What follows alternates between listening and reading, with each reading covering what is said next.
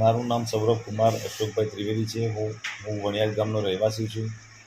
લોકશાહીના પર્વમાં જે ગ્રામ પંચાયતની ચૂંટણી છે એમાં મેં સરપંચ પદ માટે ઉમેદવારી કરી હતી, જેનું આજે મતદાન હોય. હું મારા મત વિસ્તારમાંથી પરત આવી રહ્યો હતો તે દરમિયાન કેટલાક અજાણ્યા શખ્સોએ મારી ગાડીનો ઘેરાવ કરી અને મને જાનથી મારી નાખવા માટે પાછળથી પથ્થરનો હિચકારો હુમલો કર્યો અને એમાં મારા ગાડીના કાચ તૂટી ગયા.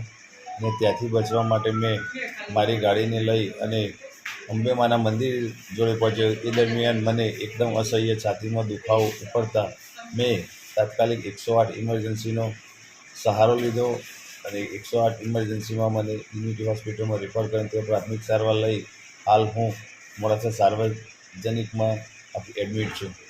આ હુમલો કયા વિસ્તારમાં કરવામાં આવ્યો છે? આ હુમલો ગ્રામ પંચાયતની સામે હવાડા પાસે કરવામાં આવ્યો હતો. કયું ગામ? વણિયાદ ગ્રામ પંચાયત.